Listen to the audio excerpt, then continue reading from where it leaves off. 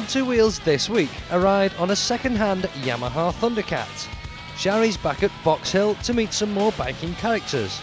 Jeff takes a ride on a space-age Malaguti scooter. And Wayne finds a new way to decorate his helmet.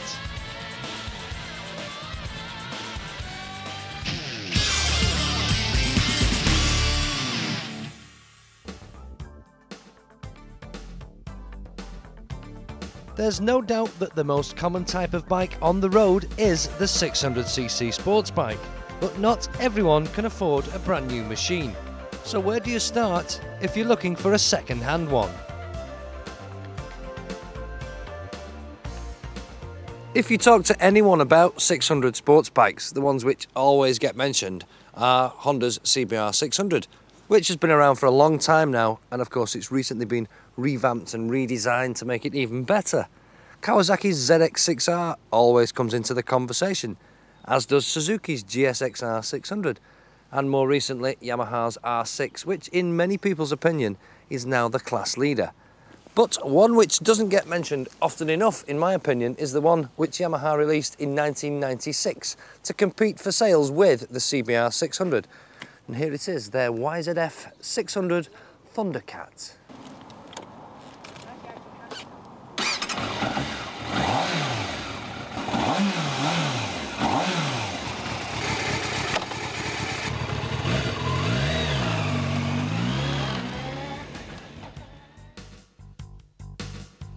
The Thundercat has never really had the recognition which it truly deserves. The motor is powerful and very reliable. The brakes are superb and the styling isn't that much different from other sports bikes. So what's the problem? There is no problem is the short answer, especially not if you're looking for a second-hand 600. This particular example is a 1996 N registration with just less than 5,000 miles on the clock, and this will cost you less than £4,000, which when you consider that a brand new 600 today will cost you well over £6,000, and this particular machine, when it was new, was over £7,000, then at less than £4,000, you're getting a lot of bike for your money.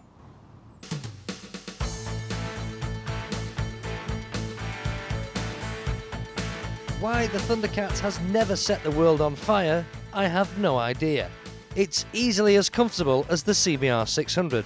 There's good weather protection from the screen, and the bars are set in such a way to make sustained high-speed travel easy. No pumped-up forearms on this 600. It might not be the most powerful in terms of brake horsepower, but with a top speed of somewhere towards 160 miles an hour, you're never going to be too far behind the rest. The motor is virtually bulletproof and it's got an excellent reputation for reliability. It's based on the Supersport winning FZR 600R motor, but this has got a better mid-range and a better top end, mainly due to the ram air system, and you can see a great big air scoop there beneath the headlights. This better mid-range is a big bonus around town, whereas most 600s and most sports bikes in general need to hit somewhere over 6,000 to find any decent usable power. The Thundercat's got a nice spread of power all the way through the revs. It's still got that surge above 6,000, but there's plenty below that to make chugging around the city no problem.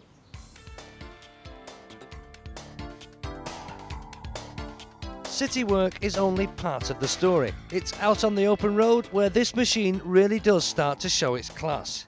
It has to be one of the most user-friendly sports bikes around. You can slide forward and sit almost upright in the large comfy seat, or push back and tuck in behind the screen for some high-speed thrills. The handling is excellent, the steering is sharp without being twitchy, and the suspension can cope with everything from the bumpiest of back roads to high-speed racetracks. There are lots and lots of good things to say about this bike, but definitely one of its best features is its brakes. Apart from looking very smart, they actually work incredibly well. Now, they were designed for the Thundercat's big brother, the Thunder Ace, and they're pretty good on that. So you can imagine how sharp they are on this, a machine which is much smaller and a lot lighter. I honestly can't work out why this bike hasn't sold in huge numbers. It's almost become the forgotten bike of the 600s for no real reason. Great motor, good chassis, superb brakes, and very comfy and easy to ride. Perhaps it's the looks. I've always said that the single most important thing when you're buying a bike is, do you like the look of it? If you don't, then you probably won't buy it no matter how good it's supposed to be.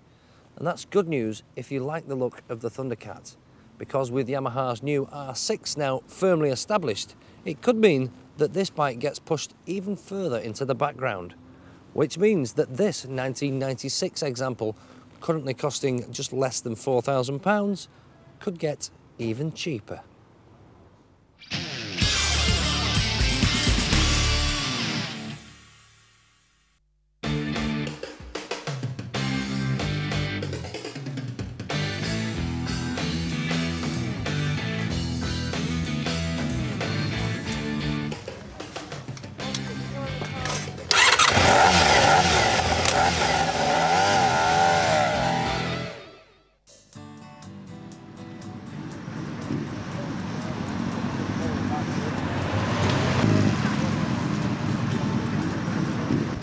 Of course, sometimes there's no need to worry about the cold winter weather. Well, not as far as this lady's concerned anyway.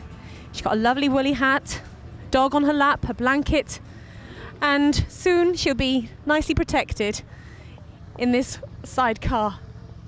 Excuse me, do you mind if I go around the other side of you? Why don't you cheaply sit on it? Hello there. Hello, I'll just say you can sit on it if you want. No, I mean, do you go sort of far in this, or? We have done 15 countries. 15 countries? Yeah, and we pull a caravan behind. I don't know whether you have seen the caravan. No. It's been on television 4 times. Actual caravan? Caravan, yeah, Freedom. Really? Little three-berth, Freedom, yeah. And is this your only mode of transport? Well, no, my husband has his own business, but he's only got vans because we don't need a car. I mean, if we really need a car, we'll ask one of my sons, you know. Yes. But no, we'd rather go on this. In the summer, we're starting Easter. We should go to a rally every weekend of the year. And they're all over the country. Some are abroad. So when we go to the one abroad, we go and then we take 2 weeks holiday over there, you see. Lovely. So we're covered that way, you know, which is nice. Yeah. And there's no fear of you getting cold in this then? No way. You're nicely no. protected. When the sun's off, when the sun's out, I have my roof off. And in the summer, I wear the prettiest hats I can buy, nice big ones. And then I sew a ribbon under the chin so I can tie it up. And then going along the roads, you see the people's faces. They're looking at the bike, and all of a sudden they see the hat, and they look as much like, how the hell is she keeping that hat on? You know. Do you sometimes get people looking at you a bit oddly, you know, if you've got a caravan on the back and you run Oddly, on the they back? come up in their hundreds, and I'm not lying, with cameras to take pictures. But we don't mind. It's fun. You make a lot of friends.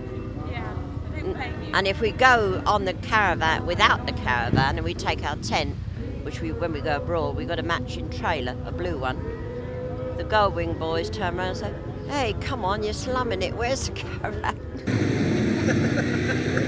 Oh, and you're going to bloody like this a minute. Jack, come over here. Can we have a word with you? Hey? Can we have a word with you? Yes, mate. Have you been here since 1968? I think it's over, say around about just over 20 odd years. 20 years. Say about 25. So, I mean, what prompted you? To work here? What happened? Well, I was retired and my friend came down and asked me if I'd like a job down at Rikers. I believe that you were actually asked to work here because there was a bit of trouble back in those days. Yes, that's a What fact. happened? Well, you've only got to look around and see what you've got. Hey, these are a harmless bunch of businessmen, most of them, I think. Absolutely, but down in my days, in the early days, it was pretty rough. Really? We used to have at least 10 policemen down and perhaps more. Well, even in them days, the bikers hated the policemen blind, to put it bluntly. And there were many things that was pretty well wrong down here. The Angels was okay, but people used to fear them a lot. What, the But, Hells Angels? Yes. But I managed to talk to quite a few of them and get amongst them and that, and they seem to work with me. And that's what I've done with all these people. Were you ever close to getting seriously beaten up at any time? I've had about 5 fights down there, but I've managed all right. What a guy. So over the years, has it got better? Has biking got a lot more civilised, do you think? Oh, 100%. Yeah. 100%. Oh yes, today I can close my eyes now and then the lads will say, if you put your bike there, Jack will be after you. That's a fact, that is. No, you do seem to keep the place awfully organised, you know. Yeah, they're good lads and they know what I want. And, I don't mean awfully, I mean very well, actually. Yes, they're very good. These lads know what I want. They know what I've done, actually. And they do help me. I'll get no trouble with them. No, you've built up that respect now. Yes, so that's it. They're great. That's great. Yes, I'll get the little worries given to me, and they go home happy, and they come back and tell me I'm all right. Well, now you've got to go and help this guy with a wheelchair. Yes. He's trying to get into his car. Yes, I'm going to move it now. If I can't move the car, I should get 4 lads to give me a hump over with the car that shouldn't be there. Well, I'll give you a hand if you want. Right, Thanks a we'll do lot, that. Jack. Thank you. It's a pleasure, my love. Thank you. That's what The French one. And that is what I do to all my girls down here. All right. Hey, there's one there though. I don't know, I haven't seen these for a long time and they come and see me. What a charmer. Now for a totally different kind of bike. This Harley Davidson. Normally I associate Harleys like being chrome, tassels, little punched seats. But this is a Harley Davidson with a lot more character. It's beautiful. And Colin, the proud owner, is going to tell us all about it. Hi there. Hello there. I mean, how old is this bike? This bike's 1942. Wow. And I mean, there's a knob on the other side. I presume you change gear with that? Yeah, that's the gear change. Yeah. Down there is the foot clutch. So it's basically a similar sort of setup to a car, the way you saw it. You use the clutch in relation to changing gears. How long have you had this bike? I've had this bike about sort of 3 years now, I suppose. When I first got it, it was in bits, you know. It needed a bit of work, but the results, you know, it's nice to sort of get it done, and when it's finished, it's just, you know. Yeah. How much is something like this worth? It does vary really on how original it is. I mean, this one's pretty up together, but it's sort of about 16,000. Wow. And you don't mind bringing it out in this rain and the salt and negotiating around the roundabouts, turning gear with a clutch and a knob? Oh, Tim's told you about that, has he? Yes. Yeah. No, I don't mind really. I mean, you basically, because there isn't a lot of chrome on it, you know, the salt damage is very minimal, you know. Yeah. It's not too bad at all, really. You can just sort of wash it off, and there's loads of protection on there anyway. It's sort of self-preserving, really. So you never let the weather put you off? Yeah, I do sometimes, actually. You know, it's no fun riding when it's really torrential rain, you know. But No. sometimes you just gotta get out there. You've got to ride it, as you know. Right. So whose idea was it to come out today? Oh, it was mine this morning. Really? Yeah, I just thought that it was either that or the ironing. And I'm quite adventurous. I like to go out, and I know that John likes to go out the weekend on his bike. He drives the van all week, so it's nice if he can get out while we can. It's not too cold, not too awful, is it? So do you take it easy when she's on the back, or are you a bit of a tearaway? No, I do take it easy on the back, I wouldn't suggest it if he was a tearaway. He doesn't go fast with me on it. It's very sensible. It's just a nice little cruise out. We've got a custom bike, so it's not a racer at all. So it is a cruisy bike. Right. So you're keen winter riders then? You're not just your fair weather friends, sort of thing? Yeah, all weathers. Yeah. Come prepared. Well, it's been a wonderful day here at Boxhill in Dorking, Surrey. I've met lots of interesting people, lots of hardcore bikers, and Jack, what can I say? I've met you. No. Mind you, I have seen you before, but I've never actually spoken to you. No, you haven't. No. But I must say, thank you for everything that you've done here today. And perhaps, if you hang on to this, I can go and find my bike. I just haven't got a clue where I've put it. I'll see you later. Okay. Bye. Thank you. Ta-da. After the break, Jeff rides a Malaguti scooter and Wayne looks at helmet decoration.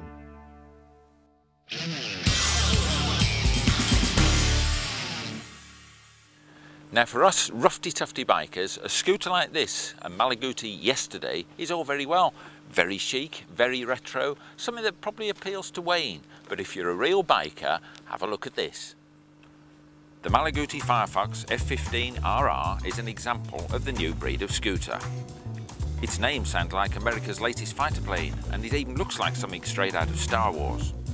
Streamlined and aggressive styling might look a bit too intimidating for Mrs. Jones down at the local post office, but not to me, or to Troy Bayliss of Team GSE Ducati.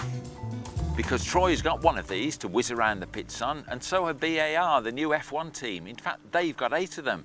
So why these racy scooters? Because they're seen as sexy and stylish, that's why. I mean, just look at this thing. It's amazing, really, the technology. Down at the front there, neat little disc brake. It's hydraulically operated as well. Telescopic front forks, all very high-techy, very racy. Down at the front here, it's got this tinted screen over the headlamps. Very, very stealth-like. A bit daft, mind you, because it really cuts down on the light output, so it looks swish, but you can't see where you're going. Not very clever, that. Up here on the little dash panel, this looks something out of Star Trek, this is. Little silver panel, 2 instruments either side, central speedo, nice little controls either side. And you've got this nice big seat. Look at it, massive. And under there, you've got a boot. Take the key out, put it in the little lock, undo this. And under there, you've got a really big hole, a cavern if you like, in there. You can put your helmet in there, put your waterproofs in there, put whatever in there, even your sarnies. You've also got the oil filler for the engine, and at the back here, the fuel filler. All very neat and tidy. And the whatever I mentioned in that cavernous boot could be for your racing leathers, because if the mood takes you, this racy little number can take you to 60 plus and leap off the line quicker than an R1. Well, initially anyway. Its 70cc liquid-cooled 2-stroke motor is a peach. It sounds a bit like a chainsaw, but it pulls strongly, and with its automatic clutch and variable belt transmission, you can just wind it on and go. High-speed handling on a bumpy road is, though, shall we say, exciting. 60 miles an hour on a pogo stick is perhaps an exaggeration, and you do get used to it. But what do you expect with little wheels and at 92 kilos, half the weight of a CBR 600? Comfort-wise, it's fine. You're perched on it, of course, but you soon get used to that, and the bodywork certainly keeps your kecks clean. And that's something else with scoots. They're easy to keep clean in themselves. Single-sided swingy arm, nothing new with big motorbikes. Scooters have had it for years. Little Minarelli engine tucked away under there. We've even got a kickstarter just in case the electric starter fails. And the single-sided suspension as well, just a monoshot there. That is adjustable for preload if you're taking a pillion passenger. Very, very clever. And look at these wheels, very, very smooth. Alloy wheels, and they've got little plastic shields on there. They're easy to clean as well. Altogether, you know, an ideal bike for the busy commuter. Easy to park, nippy through town and country, the top of the range RR is 2275 on the road. It comes with a 2-year unlimited mileage warranty, will do around 60 or 70 to the gallon, costs peanuts to insure and is a hoot to ride. Is it any surprise that scooter sales are booming?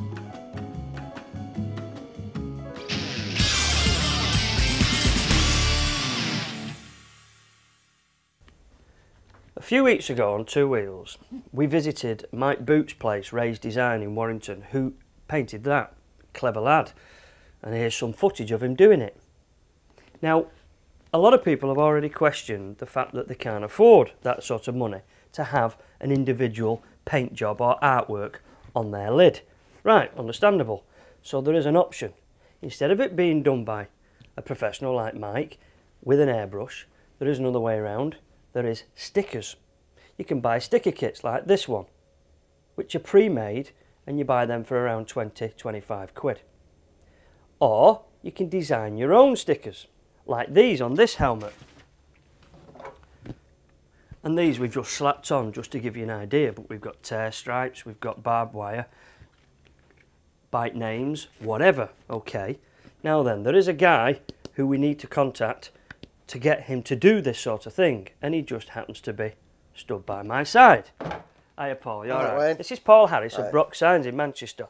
Now, you create things like that, but you don't actually stick them on. You produce the stickers for people to use. Yeah, I supply only. Yeah. So, right, if someone came along to you and wanted to produce that sort of thing, what would they? How would you go about it? Well, the first step would be the simple one, which is to show them the different typefaces, of which, as you know, there's thousands. Oh yes, I do know that, because it gets confusing, doesn't it? You don't know which ones to have. Well, all right, so that's the first thing. And then next is to show them the colours. Again, loads of colours to choose from. Hundreds and hundreds of colours. If they fancied doing something like I did, and that's the barbed wire or the tear stripes, that sort of thing, how do they present the case to you? How do they just say, that is what I want, or have they got to give you a picture? Well, like for instance the barbed wire, which you actually drew out. Oh yeah, now here's a picture of my barbed wire drawing, which I know isn't particularly good. Yeah. But it doesn't matter that, does it? No, because you're clever enough with your fancy computer to tidy that up. Yeah, I actually then take that piece of artwork which you gave me, scan it in, and completely reset it myself until I like it as a cuttable object. When you've done all that, fine, I can understand that. Then it's obviously all cut out and stuck to a helmet. But what about something fancy, something really technical that's got 3 or 4 colours? Then how would you go about that? Well, it's a case of really taking each individual part of the actual logo, each colour segment, and just doing that individual part, and then in stages. Cutting it out in stages, and then overlaying one colour over the other. So, for instance, on your logo, on the 2 wheels thing. Let's see the 2 wheels thing on the programme, like the beginning of our credits. You can actually produce 2 wheels. If you say what you do was supply that on a CD format for me, because it's a title. I would then scan, reset, retouch, and then do them into 4 colour segments. Right then. And basically can change it into a cuttable object. You have a fancy machine for this, don't you? Then we cut it out on our vinyl plotter. And we'll be taking a closer look at Paul's vinyl plotter next week on 2 Wheels. Also next week you can see how I got on trying to follow the racing lines of world champion Carl Fogarty at Cadwell Park on the Ducati Experience.